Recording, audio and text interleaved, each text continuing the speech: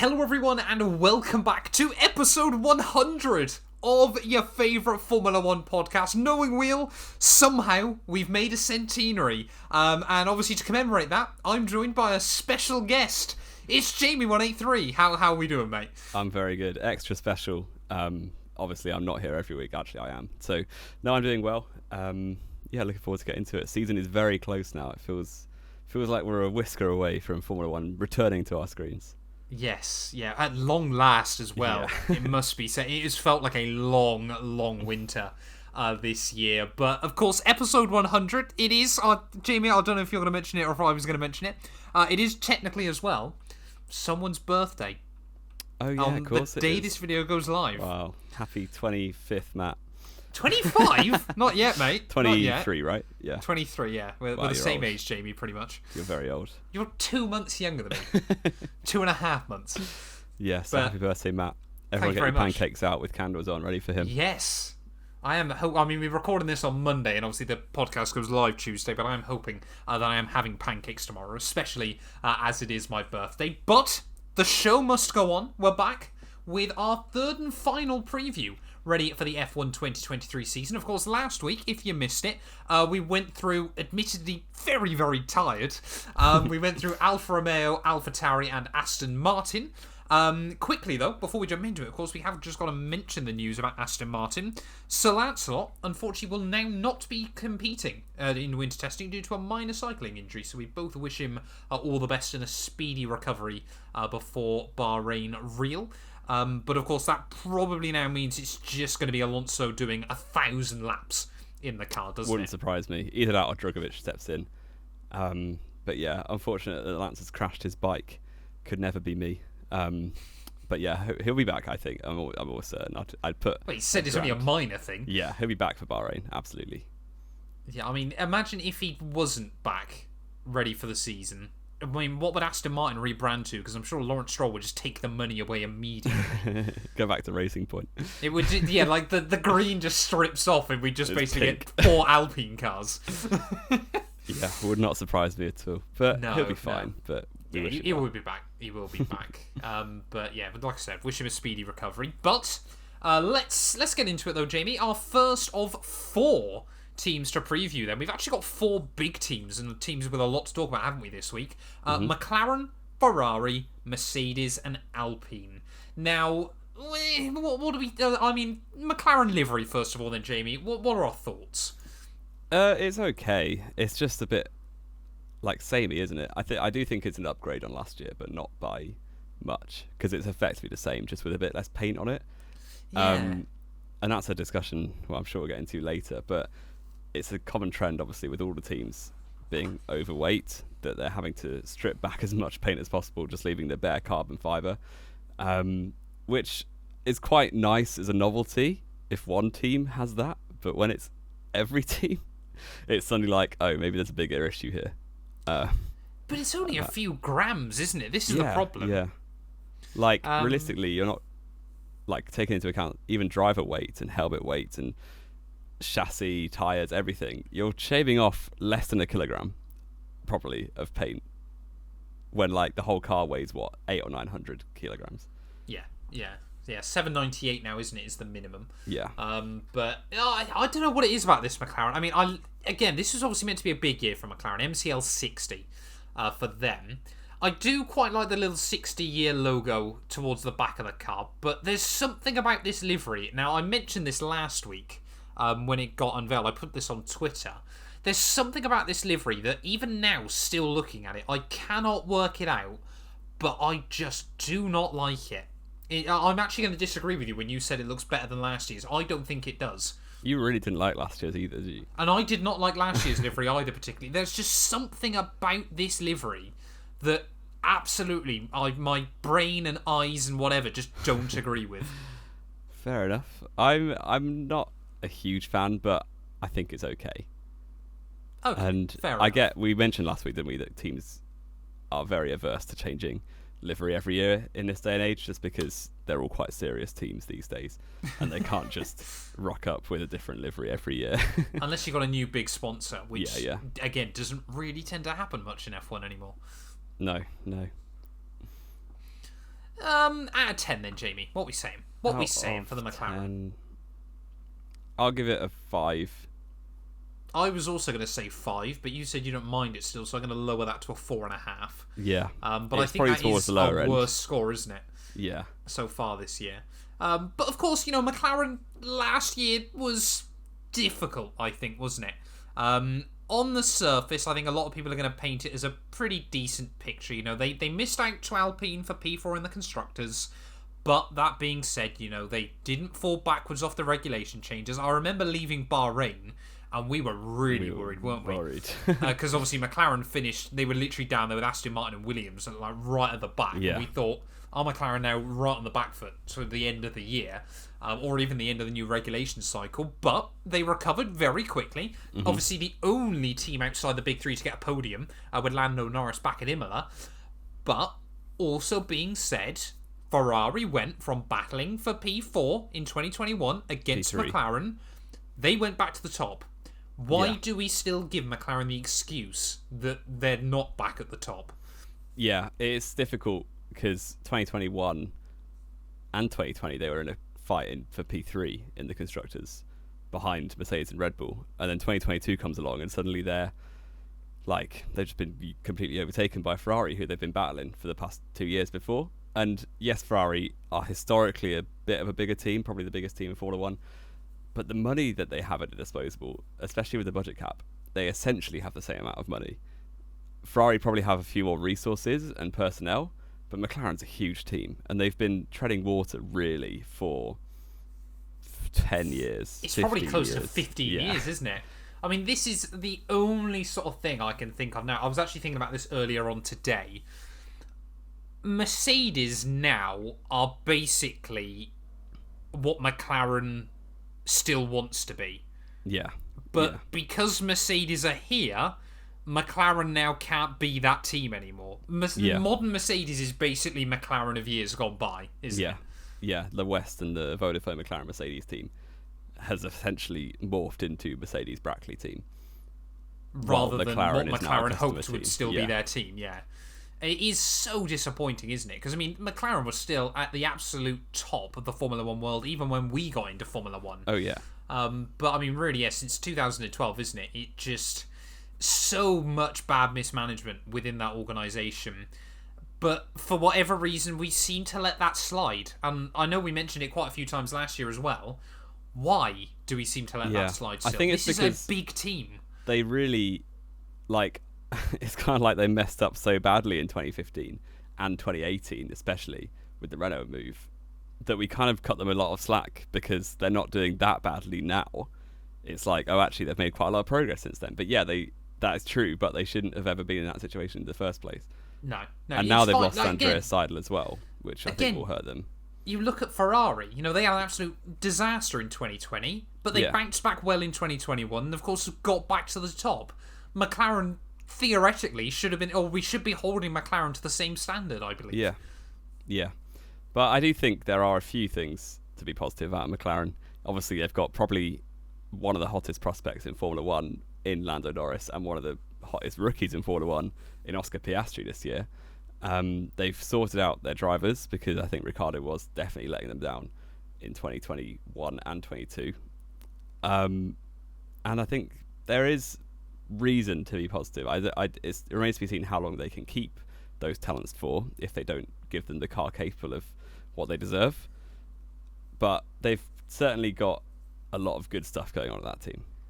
Yeah, and I mean, I think again, we've said this before, haven't we? But I think the clock is ticking towards 2025 or 2026 even. I think Lando Norris, Red Bull, Mercedes, they're both sniffing around more and more. And Norris has got to be. I think people are realising now he is, and I can already see the comments now going on about British bias and all this, that, and the other. Lando Norris is very quickly and firmly cementing himself as a generational talent. People don't like to admit it. Easy. But because he's always in a decent midfield car, often the races he's able to do go under the radar because the car's still finishing where it should, but it's finishing a lot further ahead of cars it should be battling with. Well, he should never have finished 7th in the championship last year ahead of both Alpines. No, in the It car. was helped by their lack of reliability, which Definitely, we'll go on to soon. But, I mean, looking towards 2023, though, Jamie, we should be saying McLaren should be fighting at the front, but sensibly, they're just going to be looking to be best of the rest again, aren't they? Beat out Aston Martin and Alpine. If they can get back to fourth, I mean, it's really unambitious, it feels, but I think they'd probably take that at this point. And it's bizarre that we still just let them tread water, it feels like. One bold prediction, then, for 2023? How bold can we go here? It's not going to be a Lando race win, I'm afraid. No, that's going to I will go for Lando to get a podium again, and Piastri to get a top 5 somewhere. Okay. I think that's fairly okay. I was going to say both drivers to finish top 10 over on the championship, which of course Well, they Ricciardo basically did that last year. They did just, didn't they? Yeah, Ricciardo clutched up right at the end of the year, got a couple of decent results. So that's not really a bold prediction, is it, either? I get it's so dependent, isn't it? I think on what Oscar Piastri is able to do, because that kind of completely defines their fate, doesn't it? Next year. You know what? I'm going to say it. McLaren 7th and 8th overall in the Drivers' Championship. Nice. That's, really comfortable my bold midfield prediction. head of the midfield next year for them, then, according to Matt. Oh, I think Alpine is still going to be close, but I think that Oscar Piastri, I really do believe he's going to get up to pace quite quickly. I really hope he does really well. He's a very likeable guy. He certainly is, isn't he? Yeah. I think, though, again, obviously we spoke about Oscar Piastri. I think we do both want him to be an absolutely fantastic rookie. We're not going to try and give him the Helga hype train kiss of death that we did to Paul Dennis in Formula 2 last year. But I think we're both pretty set, aren't we, that Lando Norris is going to win out within McLaren, surely. I think Piastri will be very good, but I think the experience Norris has, and when some rookies go up against an experienced driver, but it's not a very good experienced driver, Norris is one of the best on the grid. Right. Yes. So I'm thinking, with Sargent and Albon, there's a chance for Sargent to beat Albon, but because Albon is definitely a decent driver, but he's not top. Whereas Norris, I think, is top. So it's going to be very difficult for Piastri to come in and hit the ground running and match Norris straight away. But by the end of the season, I think he won't get whitewashed or anything like that. It won't be embarrassing. So, quick question then, Jamie. Let me just quickly have a look. The gap between Lando Norris and Daniel Ricciardo last year was 85 points. Oof, that's so bad. Ricciardo, finished 11th overall, not 10th. Right, yeah. Bottas was still 10th. Oh, Bottas, yeah. Yeah, he tied with Sebastian Vettel in 11th place. Do we think the gap between Oscar Piastri will be more or less than 85 points in 2023? I think it will be fewer than 85 points. Interesting. I completely agree with you. Shall we head then over, Jamie, to perennial clowns of Formula 1 and the team we have just been comparing McLaren to quite a bit? Ferrari. The SF23 has been released. It has. And everyone was raving, mentally about this car. I like it, but it's not blown me away. I'll put it straight out in terms of livery, how it looks. I think it's good, but I do think the black sections on it, the carbon fibre sections, are a bit blocky. I was literally just thinking the same thing looking at it. The black on the engine cover, I like. Yeah. The random splodge around the Siva logos, I really dislike. Ferrari have this knack, don't they, in recent years, of making quite a good-looking car and then just doing one glaringly, obviously stupid thing wrong with it. Whether that be the power unit in 2020 or the Mission Winnow logos that were horrendous in green. But that's their blunder this year, paint-wise.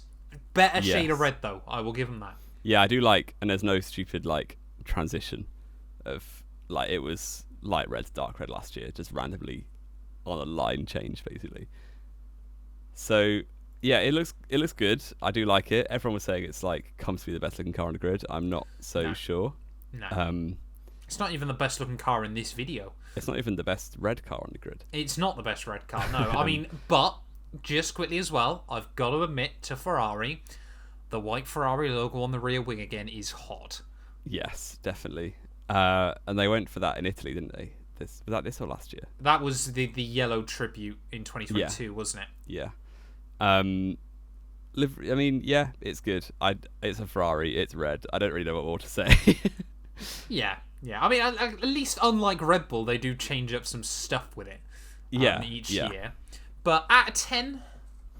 Out of 10, I'll give it a 7.5. Oh, okay. I was going to go 8.5, but I do historically, like it. over the course of this, I have been ranking liveries higher than you. Yeah, I'm a bit of a downer on liveries, to be fair. Yeah, we like it. It's not blown us away, to say the least. Well, speaking of blowing, that's a really bad transition, dear, isn't it? Take that out of context. Well, that's going out of the edit.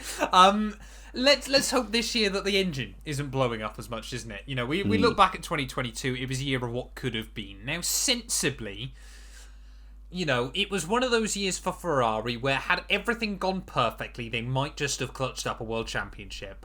But the Red Bull was the quicker car throughout a lot of the year. I think they were unfairly criticised in that sense. It wasn't like... I mean, they did throw away a world championship chance, but they didn't throw away an easy world championship. No, definitely not. They were at least the same pace over the course of the season. There were some races the Red Bull was comfortably clear, but there were also some races where Ferrari should never have given Red Bull a look in. Yeah. And they should have just shut things down. Yeah. Not helped as well, of course, by the fact that the Ferrari did definitely seem like a better qualifying car than a race car. Yeah, and the star driver is a better qualifier than a racer as well. But Sainz also took a couple of pole positions. 3. Let's not forget, 3 pole positions, wasn't it? Come the end of the year. Yeah. So definitely was the fastest car on a Saturday, I would happily say. Usually, yeah, more often than not. Yeah, but on the race day, I mean, Verstappen is just a different animal on a Sunday than a Saturday. It always has been. But also he's not a qualifier, is it? He's really the one chink in his armour at the moment. Yeah. Although he did have the most poles in 2021 and the second most in 22. So it's not a bad record to have. But I think that's the thing, though, isn't it? No, still though, when you look at like a Charles Leclerc qualifying lap or a Lewis Hamilton or an Ayrton Senna qualifying lap, there's only one really for anyone that sticks in the mind of Verstappen, and he crashed on it. Which, in my eyes, doesn't make it a good qualifying lap. It's a great 24 corners out of 25. 27, Jamie, it's Was it? 27 corners around that venue. But, I mean, yeah, Ferrari in 2023, it's got to be at the very... I mean, this is the thing, isn't it, with Ferrari? We a bit like McLaren. We accept McLaren tread water for the last 10 years. We also accept that Ferrari probably won't win a world championship. And we just say, it'll be nice if they're close again. No, Ferrari should be winning. Simple they really as that. Should. The problem is there's 3 teams on the grid whose expectation is to win championships at this point. And obviously 2 of them are going to get disappointed year on year. And Ferrari... And it's always the team in red. And Ferrari fans are very used to it being them who are disappointed. Yeah. It sounds stupid, but it depends a lot on car pace. Obviously, we don't know anything about that yet. But if their car is capable, operationally, they should not mess it up. But we say that every year for Ferrari. I think you look at Mercedes and Red Bull, you kind of trust that operationally they will do the best they can with the car they have. But Ferrari could have the best car, and you still wouldn't trust them to deliver on a week-on-week basis. No, exactly. I mean, I know we mentioned this right in the depths of winter one week, didn't we, as well? Sort of the comparisons between bringing Fred Vasseur in and bringing Ross Brawn in. Are we potentially seeing Ferrari appreciating that not always only hiring Italians might lead to more success? Potentially, and we'll see. I think it's a slight appeasement of Charles Leclerc as well. Yes, absolutely. But that's also worked for Michael Schumacher.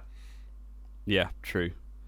So you never know. I mean, Ferrari fans can get their hopes up, as they always do. This is our year. We go again. But I would be averse to predicting a world championship for them this year. Ferrari winning the Formula 1 World Championship is pretty much the same as England winning the World Cup, isn't it? Yeah. And I wrongly get my hopes up every time we get to a World Cup. Fair play. Bold prediction then, Jamie, for Ferrari in 2023. It's quite hard to be bold for a team that I'm obviously not going to predict the title for, but you know they're going to win races. Do we? Well, you expect at least. You'd hope they're going to win races. This is Ferrari, though. It's true. I will say. What would I say? I will say. I'm going to hedge my bets. One of their drivers doesn't win a race this season. Is that one driver Carlos Sainz? That was what I would put my expectation on, but I don't want to commit to it. Okay, fair enough. That is actually a very, very good prediction, to be fair. I am gonna say, though, Ferrari P3 come the end of the year. That's not bold. That's expected. It might not be a particularly bold prediction. Do I say P3 with the most poles on the year? That would be mad. They actually weren't far away from that last year, though, were they? No, exactly. That's my thinking. No, because Mercedes have got two good qualifiers. Red Bull, I mean, I just said Max isn't an incredible qualifier, but he's not bad by any stretch of the imagination. And Checo could occasionally pull one out of his backside as well. There we go. I'm going to say, Ferrari, 5 wins or less in 2023. Or fewer. Yeah, 5 wins or fewer. Shall we head over then, Jamie? Oh, sorry, quickly as well. Which driver, before we forget, which driver will win out and why is it Charles Leclerc again? It is Leclerc because he's better than Sainz. He is. After we bigged up Sainz, right? Yeah, role reversal from last We year. have completely binned off the Spaniard once again. He's off the gravy train. Carlos Sainz in the bin. Did we say who'd win at the first team? Oh, we did, yes. We did. But, I mean, it's really... I think this is going to be a testing year for Carlos Sainz, isn't it? Of course, you know, we look back. He did do an incredible job in 2021 against Leclerc, but he did also get lucky, as we were reminded quite a lot. Yep. But 2023, he has got to be closer to Leclerc than he was on a lot of occasions last year, and he's got to get up to speed quicker. Yeah, he's basically, for Ferrari, he's a very good number 2, but that's obviously not what he wants. No, and he wouldn't admit that, but he is a very capable second driver. Yeah, but they also need someone that can fight with Verstappen and Perez more when and not needed, crash, and maybe Mercedes next year as well. Yeah, right, and hopefully not find gravel traps every week. Exactly. We just mentioned them though.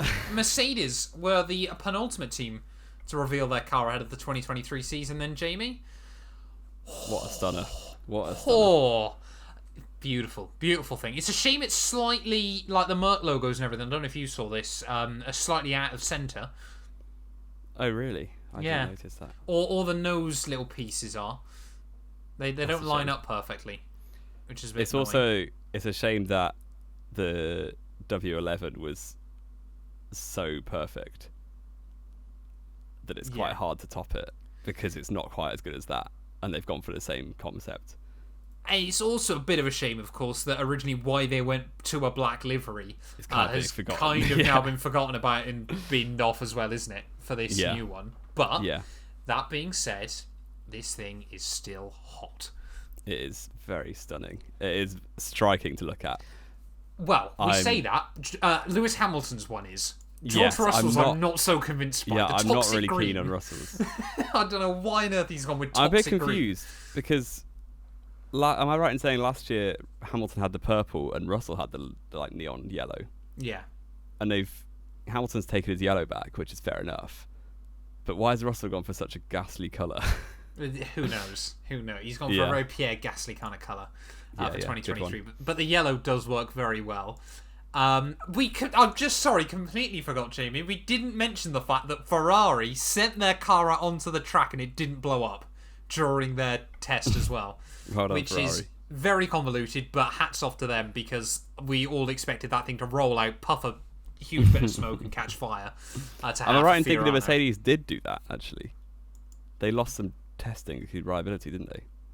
Not that I was aware of, to be entirely honest. I got sent something by a friend. Okay. Let me go find it. Okay. But, I mean, 2023 Merc, though, it's a stunning looking thing again.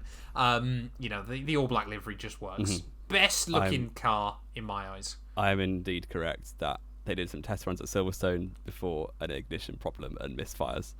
It developed a misfire.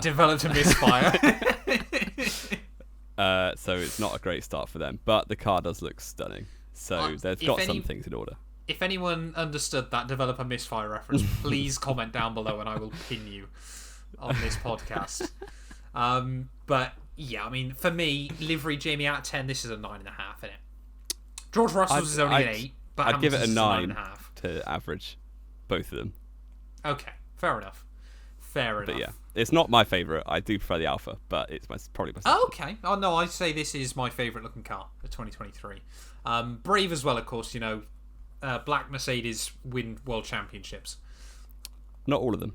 Not all of them, but they do. Every year they've ran a black car, they've won at least one world championship and should have won both. But 2023 is going to be an interesting year, isn't it, for Mercedes? Definitely. The design looks very, very intriguing. They've kind of slapped two different design concepts on top of each other, and it's either going to be incredible or another year of going, what on earth has gone wrong?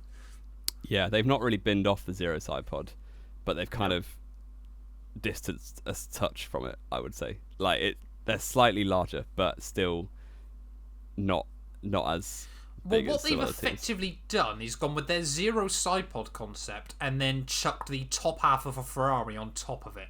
Yeah. From the halo So up. Mercedes have got a lot of very credible aerodynamicists and engineers, so I trust that they know what they're doing, but we'll wait and see, because we thought their zero side pod was about to obliterate the entire field, and it didn't really do anything last year. No. Obviously, probably their most disappointing year since in terms of stats, since 2011. It's stats-wise 2011, but sensibly 2010. It's been their most disappointing year since they came back to the sport. Yeah. So hopefully, for their sake, they can take some steps back towards the pinnacle of Formula 1, although for my Max Verstappen fan in me disagrees with that, and I would like to see them back in third. Hoping they built Williams. Yeah. But sensibly, they do have the best lineup on the grid. Yeah. They have the highest pedigree in terms of success, you would say, in terms of rate of success. Yep. And there's all the chances they could just whip out a double championship again. I think this is the thing, isn't it? Everyone, they've got a lot more wind tunnel testing time than Red Bull as well. But it feels, again, this is the weird thing, isn't it, with Mercedes, is that you just don't see them falling off in the way we've seen Red Bull or Ferrari fall off in the past, because it hasn't happened before. This might be the time where we see Mercedes off. Like, they could end up just being like Red Bull were between sort of 2015 and 2019. Yeah. I don't think it would quite be that bad, but there is just this belief, isn't there, from either Mercedes fans like myself or Mercedes, not hater necessarily, but Mercedes pain enjoyer, I suppose, in you, that they still will get back to the front one way or another. And they managed that last year in the end, of course, in Sao Paulo, but it still felt like a bit of a one-off. Yeah, it didn't seem very repeatable, certainly. But we'll have to wait and see for both their drivers as to whether they can bounce back. Hamilton obviously didn't win a race, just wanted to throw that out there again. Yep. Last year. It's the longest he's had to wait for a race win in motorsport, I think, probably since he started. He's probably never gone 12 months without winning a race. Is the mad thing, isn't it? Yeah. Well, it's 15 months now, isn't it? Because it was Saudi. Yeah.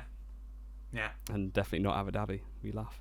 But sorry, what's the next thing we got on to about? You're just trying to rattle my cage. I was going to say though. I mean, this year's aspirations for Mercedes, isn't it? Is win. Yeah, if they could, I don't know. I think winning a title now would be a really big statement. You look at the titles they won in 2019, 2020. It's kind of like, yeah, we're going to win it. It's whatever. I think if they won now, it'd be huge for them because it would set them back on track. This is the thing, isn't it, as well, Mercedes? I think this probably would prove them from purely a ingenuity and technological and team dynamic front, would probably, if they were to win this championship now, would probably put them as greatest team of all time from that regard. Certainly, if they could go on another short run, they would be right up there. Because let's be fair, it's not out of the realms of possibility that by 2030 Mercedes could have all those records that Ferrari fans have banged on about for years as to why it's the best team of all time. Yeah. It could happen. And Ferrari have, 17 Drivers' Championships in 70 years? Yeah. Mercedes have 8 in 12 or something daft. 7 in 12, isn't it? Sorry. Yeah. But, yeah, absolutely mad. No, it's 7, yeah. I forgot Hamilton got 1 at McLaren. He did. But one bold prediction then, Jamie, for 2023. Ooh, I'm actually going to tie mine in with the next section and throw out that George Russell will win out over Lewis Hamilton. Again? Indeed. Okay. We're going down different paths. You're going to say Hamilton 8th, aren't you? I'm going to say Hamilton 8th World Championship. I swear you said that last year. Yeah, you're damn right I did. And you know what? I'll say it again next year when he still hasn't won his retires. Even when he's gone. What's your bold prediction for F1 2026, Matt? Lando and George in the Merc together. Hamilton's coming back and he's getting his 8th. Lando to get injured in the first race. Hamilton replaces, wins the 8th. Wins the 8th, exactly. No, I don't know. Yes, part of it is just hope and prayers, but I think I want to believe Hamilton 8th is coming this year. What's the point of sport if you don't get your hopes up? Exactly. Like Jamie going into every World Cup thinking England are going to win it. Shall we move over then, Jamie? We've gone through 2 of the biggest teams in the sport with a lot of drama to talk about, and then we just move over to the French, don't we, to finish this out? We do. And on that subject... Oh? Time for our quiz. Okay, moving over to the French. They've got 2 French drivers. They do. Both of which have won a Grand Prix. Yep. How many other drivers have won one Formula 1 race? Have won what? No, that's not the question. Oh. Or is that just a trivia for me? No, I thought that's what you were going to ask me. No, that's not what I'm asking. There have been... Let me just count real quick. There have been 14 French Grand Prix winners from the nation of France. There's so many no-names in here. You have 1 minute to name all of them. And your time starts now. Ocon, Gasly, Alain Prost, Jean-Pierre Jabouille. All good so far. Yep. Francois Sever. Indeed. There's so many just random Frenchmen that have won like 3 Grand Prix back in the day. I think we know all of them. Olivier Panis. Yep. I'm trying to think of other more recent winners from France.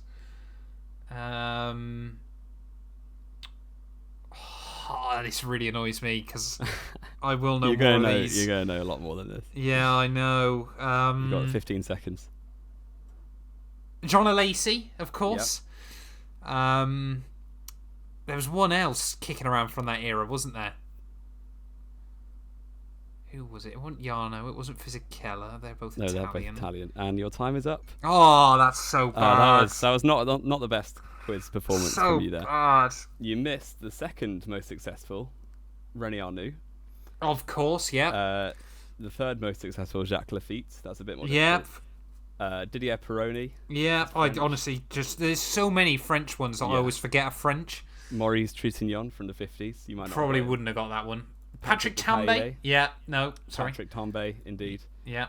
Jean-Pierre Beltoise, which you might not have got him either. Yeah, this is the thing with all the Frenchmen as well. You recognise the names, but you always just forget their French. They're like background figures in F1, really, aren't they? Yeah, they are like side characters normally. The French in Formula 1. And you got the rest. So I think you got. Is that 8 out of 14? I'll take 8 out of 14.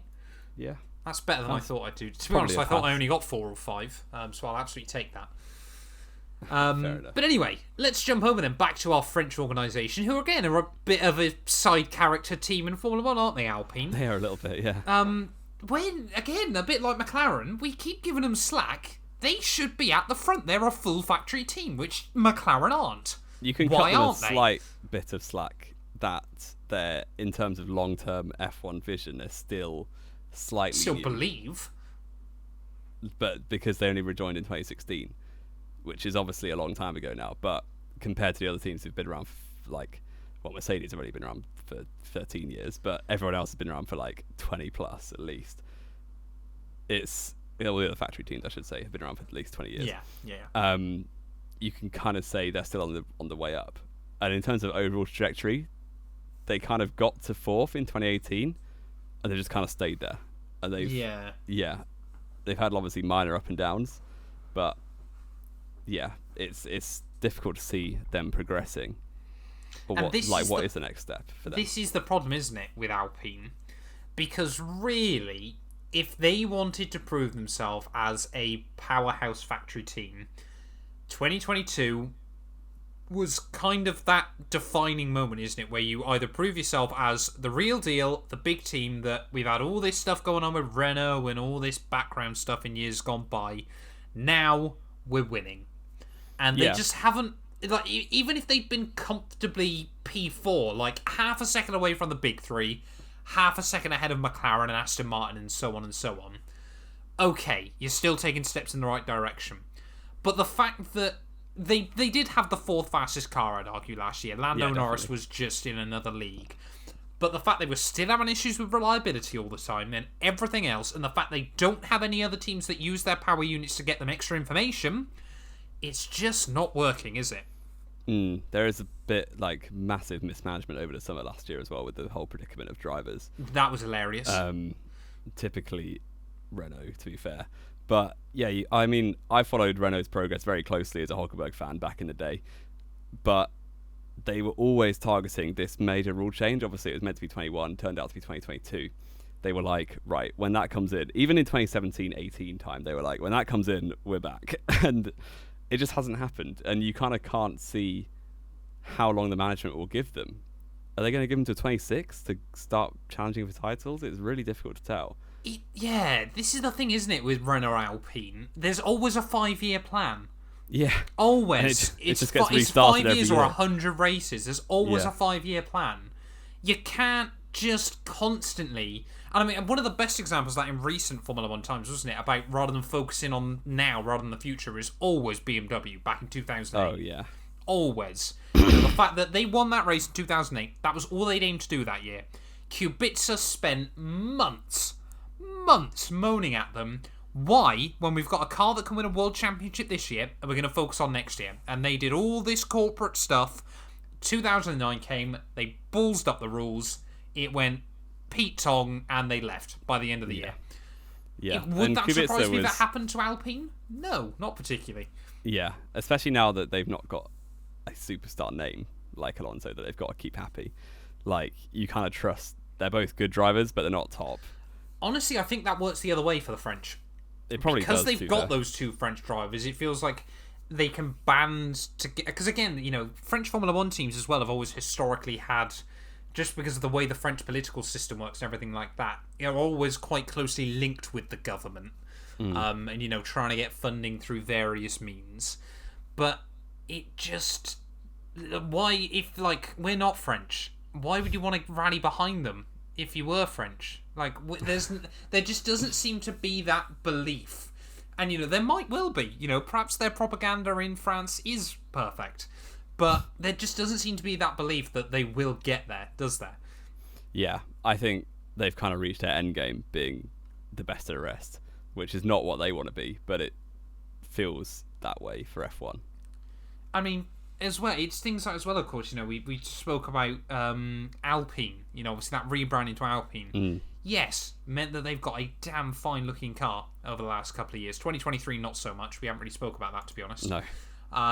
But, like, why on earth are they, like, for example, when they were in the Cota, for example, what's the point in doing Alpine branding when you don't sell your cars over there? Yeah. It just seems like, it seems like there was this idea from inside the Renault F1 team that we can sell it to Renault, that will rebrand as Alpine, and it will give us this whole thing that we can do now with your other car brand. And it just kind of feels like they're still trying to buy time. Yeah. It's like the classic thing of when a business or a project isn't working properly, you have to change something, whether it be a driver or a name or a logo or branding. Like, you have to do something to keep the higher-ups happy, which feels a bit like why they've changed the name for Alpine. But, yeah, we don't know. But shall we talk about the livery? Let's talk about the livery before we keep just ranting on about how it feels like there's no hope down there. I don't know this year. It's the last couple of liveries. Like, Alpine had one of the best liveries on the grid a couple of years ago. But it's just... not quite the same vibe. I don't know what it is. No, I think it's because they've just inserted a load of carbon in there without any paint on it, like classic 2023 cars. So there's no real merging or no real attempts to like soften the differences between the blue and the pink. So yeah, I preferred last year's car. I preferred the 2021 car to both. 2021 car was a beauty. Yeah. That was a proper good-looking car. I mean, it's still okay. It's not bad. I think we have very high standards for cars now. No one's turning up with a HRT with your brand here on the side. Yeah, your name here back in the day. Yeah. And I think this is the other thing, isn't it? We were going to mention this at some point about, people on Twitter moaning that there should be a mandated minimum amount of the car that has to be painted and all this, that, and the other. Modern team designs, like... Imagine if this was back in the 80s or 90s or something and the team's actually trying to shave this way. There would be some gopping liveries. Like, absolutely horrendous. Yeah. Like, Ferrari would rock up with just a tiny thin red stripe at the middle of the car. Like, I'm talking like half a centimetre thick and called it a day. And then just the rest of it's carbon. They would be like 24 just carbon cars with no paint on, basically. Exactly. They'd all just rock up with a strip for their team's colour so you could recognise them, and that would be That would be quite a good visual, but not for long. It would be a nice moment, and then you'd be like, this is rubbish. Alpine livery out of 10, though? I mean, I still like it. I'll give it a 6.5. I was going to go 7. It's still... I think this thing is, because Alpine have delivered some absolute bangers over the last couple of years. It's disappointing. It's a bit of a disappointment. I do, again, though, I'm going to say this, I know I mentioned it last year, I really do like the pink livery again. BWT know how to make a good-looking car. I just think it's the same as the Force India we used to be, basically. So yeah, I'm not a huge fan of it. I do like that they use it in the night races though, apart from Melbourne, which they just decided to stick it in as well. Well, it wasn't the night races last year, it was just trying to improve their branding in the Middle East. Yeah, true. But true. Obviously clearly they've decided now Australia, rather than just drinking beer all the time, they might like some BWT water. Yeah, I mean, it'll be like 2045 they'll be having it for most of the season. Yeah, so slowly moving it one extra race each time round. Yeah. I guess there is some interesting discussions, of course, within Alpine. I found it quite interesting. There was an article that came out this week from, I can't remember which company it was, sort of saying that Ocon and Gasly are both getting fed up with the idea that, people are talking about their past rivalry. Yeah. I am waiting for that just to absolutely explode in their face. Yeah. I mean, I think it's massively overblown, all of the teammate rivalries, really, this year. Especially the ones at Haas and Alpine. But they'll be fine, I expect. I think if there is any conflict, it'll be based on stuff that happens in 2023 and not stuff that happened when they were kids. When they were kids in go-karts. I mean, this is the thing, isn't it? Because obviously we did find out some telling stories from Ocon last year about Alonso. But I also, like, Ocon... I would absolutely believe if Alonso doesn't show up to something, he'll put a message in the WhatsApp group chat or something, just a snide comment. He does seem a bit snarky, doesn't he, Esteban? I don't particularly like him. I think I made that pretty clear. He's just over not the last the character few you're warm to particularly, is it, for a lot of people? But it's difficult to kind of try and pin down why, isn't it? Sometimes he just doesn't seem like a very good team player. Like, if you were picking a five-a-side team. I mean, you got the worst out of Perez, and Perez is normally a pretty chilled out dude. Like, he never really had issues with teammates prior to that, had he? But there was always the rumour, when... Oh, that was the other way around, wasn't it? When he got the jump to Force India ahead of Verline, people made up that Verline was hard to work with. But well, that was apparently the case as well. But yeah, it always seems a little bit weird. But let's go bold prediction then. First of all, Jamie, for Alpine. Bold prediction. I might just have to throw Gasly on the podium again. Okay. Just back all my boys, the 6 of them or whatever it is now that I happen to support. You are becoming one of those people on Twitter with like 7 hashtags in with loads of hashtags in my bio. Jamie, Alpine P6 this year. I do think they'll be close between 4, 5, 6. So it's not unreasonable. I think Alonso is going to do everything within his power to make sure his team scores them. If he sees a blue and pink car in livery, useless. If he sees a blue and pink in his mirrors, he's just going to be weaving all over the place. He's going to be defending like a lion. Yeah. All year long. But So I'm guessing you're saying Gasly's going to beat out Ocon. I will say that because I like Gasly. I do think they'll be very closely matched, but I think Gasly. Yeah, we haven't disagreed on many this year, but I am going to disagree with you there. Fair enough. I think Ocon is going to... I'm not going to say he's going to be the better driver, but I think he will win out over Pierre Gasly. Like last year then. Yeah, pretty much. But yeah, I think that's going to be the case down at Alpine in 2023. But Jamie, is there anything else we need to mention today? I think we've gone through basically everything we need to. Is there anything on the F1 site worth a quick gander? Oh, Australia got a fourth DRS zone that they're swiftly delete going to bin again. off again, aren't they? Yeah. Did make me chuckle. But no, we are less than 2 weeks from the beginning of the season. Yes, and you know what next week is, don't you, Jamie? Oh, next week's big predictions, isn't it? Big predictions next week for F1 2023, when we can then look back and laugh at each other come the end. I did pretty well last year, so I've got a lot to live up to. You have got a lot to live up to heading into the new year. But thank you all. Again, episode 100, I think it's safe to say the first 30 or so, we did take time to find our footing, but I'm still really enjoying it. It is every week I look forward to sitting down, Jamie, and doing this podcast with you. Here's to the next 100 as well. Like we said, of course, 2023 Formula 1. Can we say it now, Jamie? Is it finally back this week? I think once testing starts, we'll really get hyped. We're pretty much there, aren't we? Because again, luckily, of course, there's only then a week after testing. Or just over until the Bahrain Grand Prix. So, of course, that'll be pre-season predictions. Then we might have to do an extra show next Friday, might we? With the preview for Bahrain as well. So there's going to be plenty of podcasts coming back to your screens. Thank you all so much for listening as always. And we will be back next week then. F1 2023 serious predictions. Things are going to get spicy.